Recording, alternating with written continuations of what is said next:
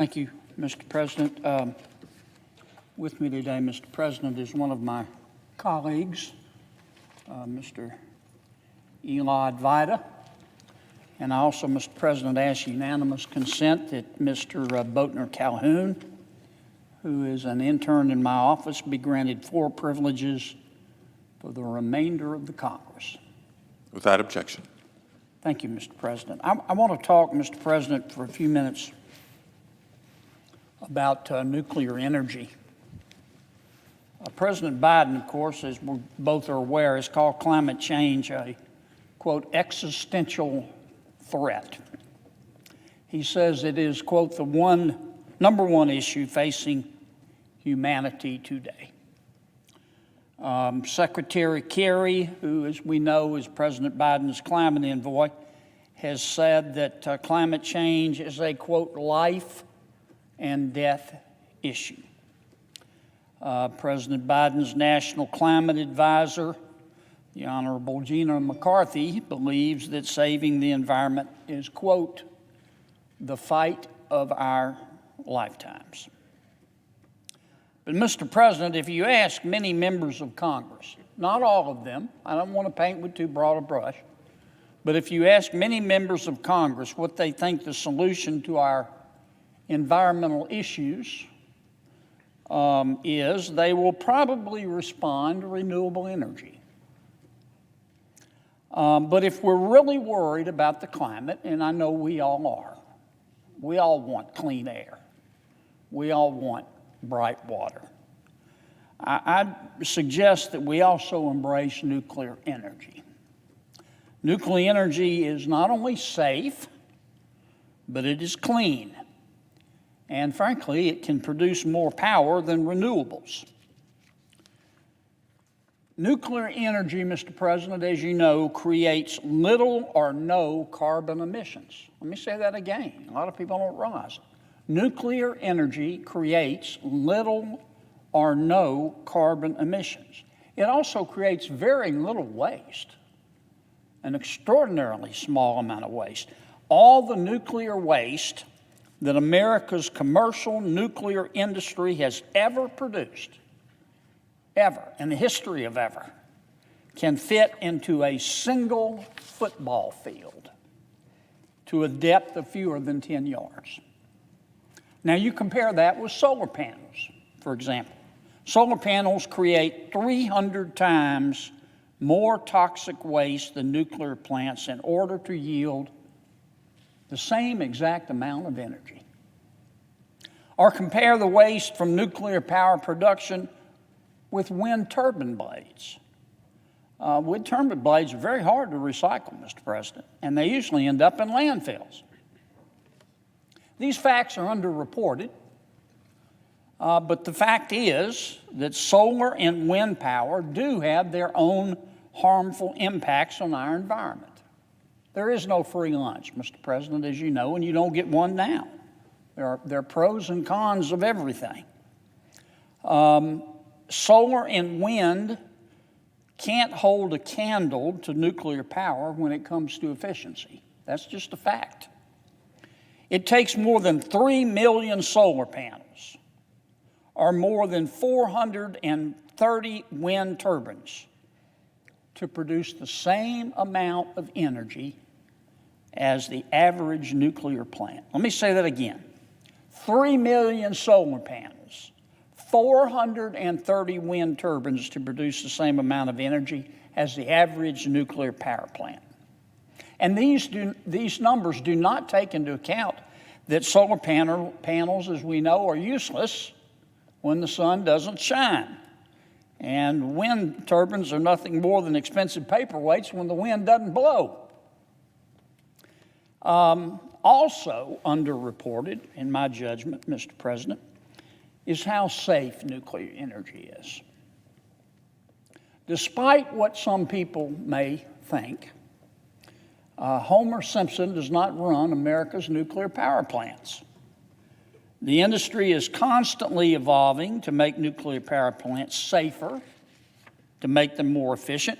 In fact, we've all read a lot about small modular reactors.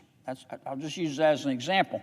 These small modular reactors are part of a very promising new generation of advanced reactors that can automatically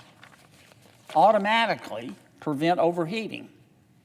And frankly, they produce even less nuclear waste. Now, Mr. President, I want to be clear, I still believe in fossil fuels. I'm an all of the above energy advocate. But leading that pack is fossil fuels. America's economy is the largest in all of human history, and it can't run without oil and gas. Louisianians know this, and most Americans know this. The people of Louisiana serve our country pretty well by contributing to our energy independence, and I'm very proud of that. Last year, Louisiana supplied 9% of America's marketed gas. And Louisianians understand, as do I think most Americans, that giving up on fossil fuels would not only destroy jobs, it would ruin the economy. But I want America to use every advantage that it has. I want America to use every energy tool at its disposal. And that's why